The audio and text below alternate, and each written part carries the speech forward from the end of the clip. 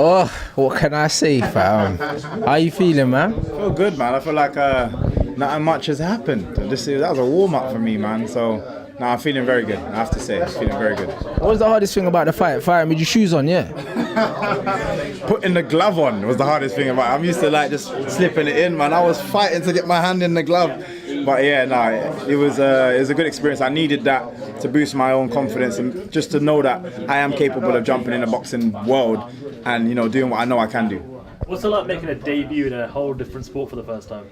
It kind of feels like I've just gone back in time again, because even down to the questions that afterwards that people are asking, they're very much like same kind of thing. This style's not going to work, or you should have your hands up, or some people are just in full support of it. So it kind of feels like I've just gone back around again and just doing it all over again, and I'm having to prove myself all over again. But I'm a combat specialist. I think my style suits multiple combat. You know what I mean? If you ask me to go to the Olympics and do some taekwondo, I'll tell you what, I can do it. Obviously, you're a big star in the MMA community. How has the boxing world, the media, the fans, the whole community taken to you? Yeah, you know what? I was actually weirdly impressed with how excited people were to have me there. And I know there are always going to be people that don't want it to happen, but I was actually really impressed with the support. I know people are going to hate the style initially, because that's what a lot of people do initially in terms of the casual fans, because they're used to watching fundamentals and people standing in front of each other and just throwing like, that's not me. Unfortunately, I can't satisfy you just yet, but later on people start to just kind of come on side and they're like, you know what, yeah, this guy's good, man. I like the style. I understand why he does it, this and that. And like I said, the same thing that happened in MMA, it's going to happen again. It's mad because I was enjoying it, mate. But like, how do you feel when you're hearing people screaming, oh, fight, fight, fight? And it's just like, what? Bears flying everywhere, people getting excited, but it's not a tear up in there, it's a boxing match. That's what I was saying. I think people are just used to what they're used to.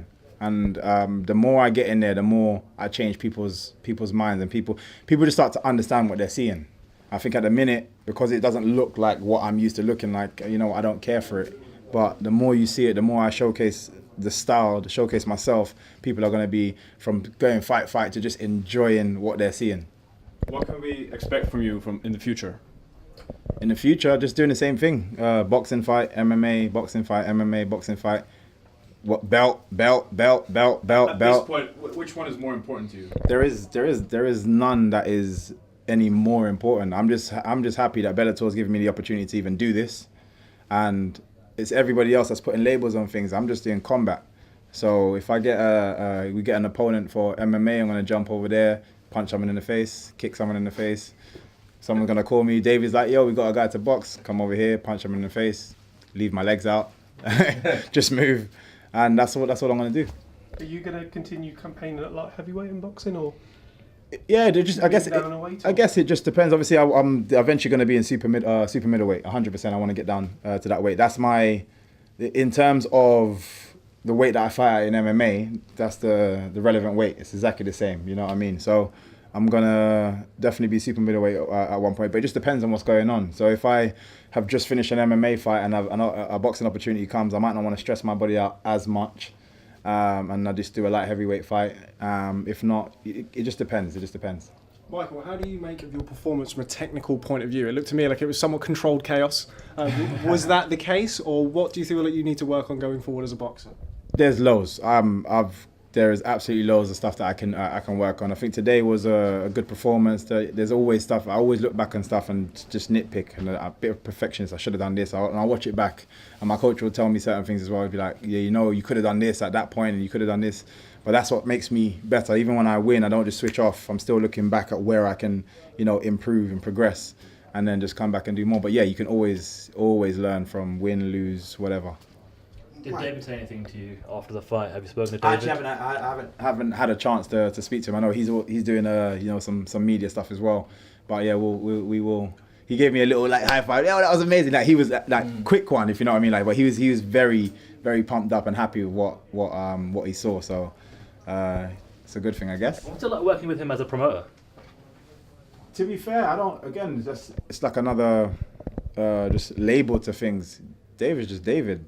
You know what I mean? For me, he doesn't change the way he is with anybody, and especially with me, I've known him from before anyway. So we're just cool. We just get on, we just vibe, And to be fair, in terms of logistics, he's not dealing with that anyway. He gets his meetings done to one side, and then I don't have to deal with him as like a boss doing this. He just comes and we are just cool. And then it's all the people that are helping put the show together that I work with to, get this sorted out, get that sorted out. So we can keep our relationship as our relationship is, you know what I mean? So I think that's a good way of kind of having it. Yeah, I saw David, man. He was animated. But he was loving it, I'm telling you. How did you feel? Obviously, you knock people out all the time. Put man to sleep, Jigglypuff thing, bro. I was crying. You knocked him out, yeah? What did the ref say to you? Because I see him grab you, innit, when you were celebrating and that. To be fair, I didn't even hear him say anything. I just remember just getting dashed to one side.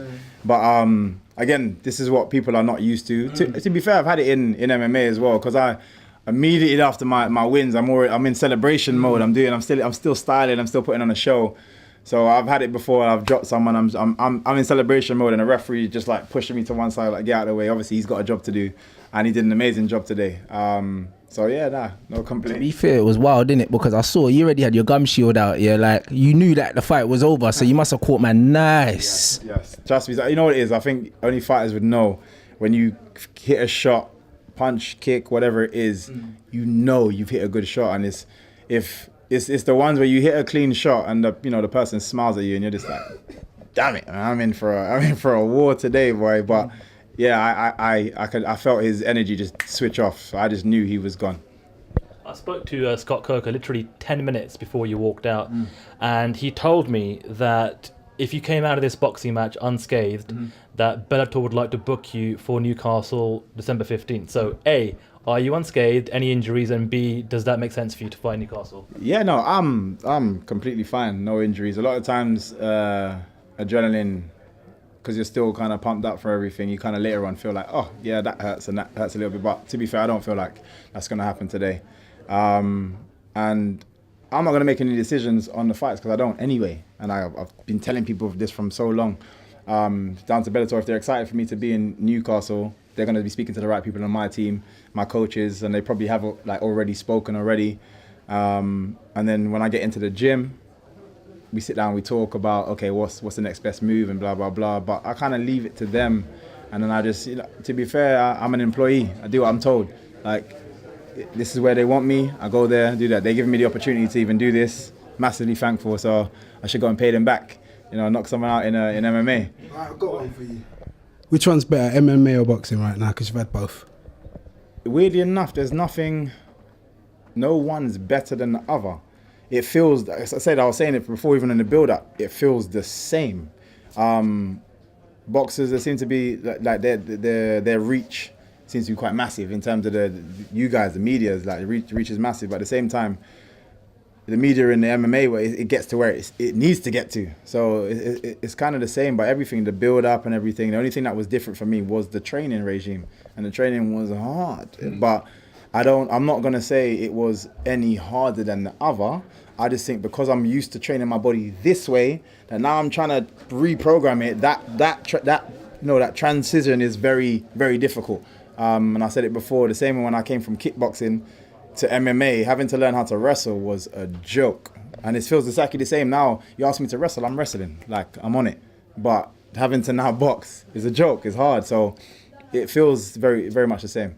Michael, when I spoke to you the other day at the media workout, you said that boxing fans wouldn't have a clue what they were watching, and it was going to be like they were seeing something from a different world. What were they watching? Watching the one and only MVP. That's it, Michael Venom Page, and that's how I wanted to introduce myself today. And that was it. They're gonna go back, and this is what I like about my style. It's a very controversial style. Some people are gonna love it. Everyone's in the same household and they're like, I hated that. Someone else is like, what the hell are you talking about? But it just means for a long time afterwards, people are still talking about me. People are still talking about me. And regardless of what side you pick, you're a fan. Because if you hate me, I guarantee you're gonna wanna come back and see me get knocked out next time. Or if you support me, you're gonna come back and wanna see me knock somebody else out in style. So either way, it's all good for me. I spoke to Paul Daly yesterday, and he's very contradictory in his messages, because he said that he's not interested in fighting you, but at the same time he told me that he's looking forward to fighting next summer. Where do you currently stand with Paul Daly? Because on the MMA side, that's without a doubt the biggest fight you can put on here in the UK is you versus Paul Daly. I don't even know who that is. Who's sorry? Wait, who? I've never heard of this name. I don't even know who you're talking about right now. Probably like some random garbage fighter that just has a big mouth. I don't even know who you're talking about. In boxing, is there a certain opponent that you would like to face down the road in the future? I was saying earlier, the torch hands over so many times. It's hard to chase people, and this is why I never like doing that. All I do is I hold the torch myself, and all these moths start gathering round, and they want a piece of me. And that's how it works. Instead of me chasing people's spotlights, create my own.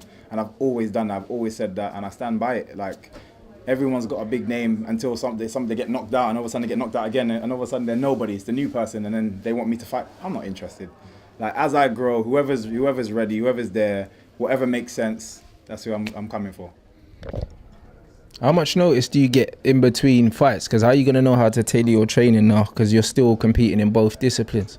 Yeah, to be fair, I'm doing with the boxing training. I was doing a lot of boxing, like a hell of a lot to adjust my body. I'm still doing a little bit of jiu-jitsu as well, just to stay sharp, because jiu-jitsu is forever changing, man. It's one of those chess games, real chess games. So I still feel like I was capable. I think because I've kicked for so long as well, that for me is natural. So if you ask me to do a kickboxing fight or MMA fight, kicking again and getting back to that kind of range is not too hard.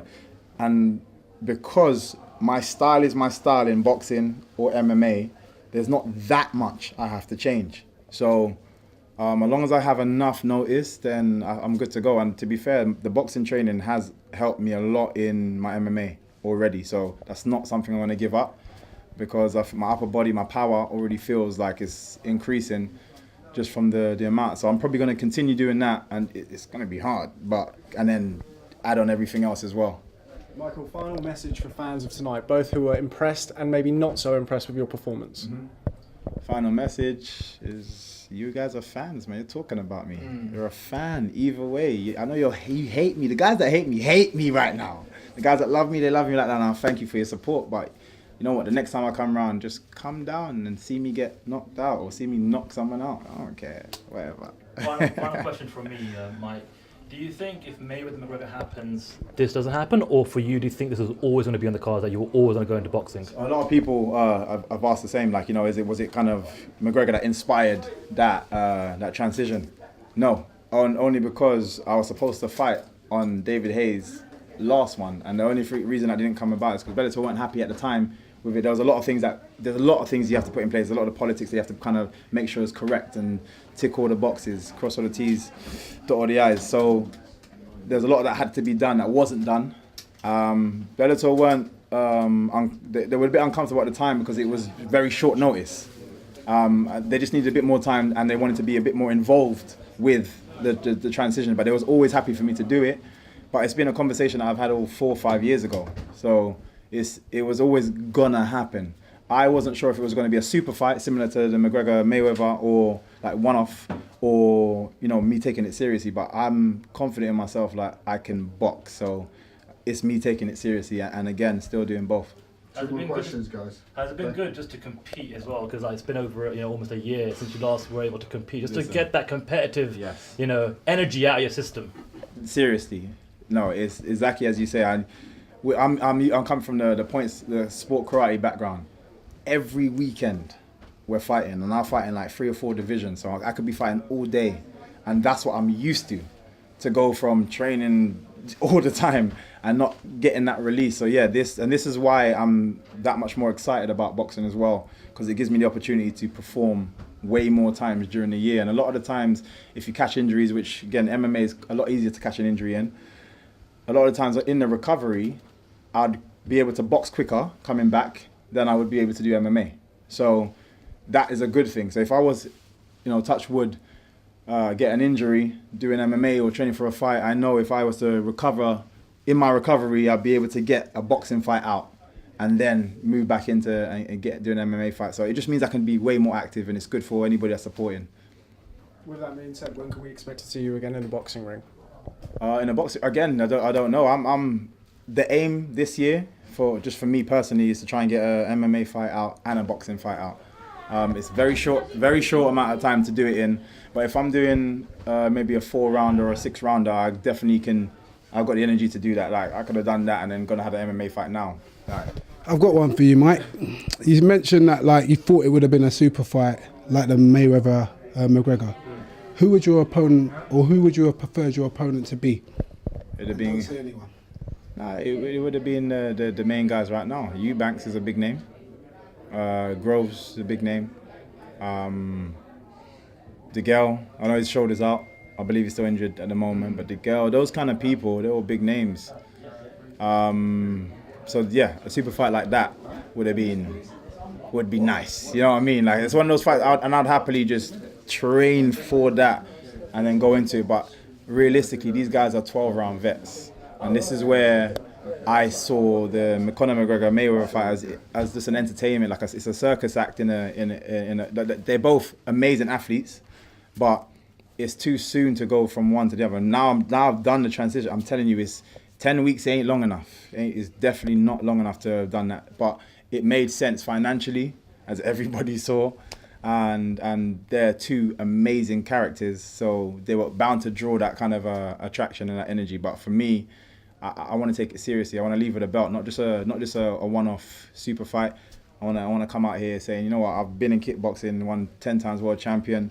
I was in MMA and I got a belt. I've been in boxing. I want to be able to leave the combat world and say that I've achieved all of that.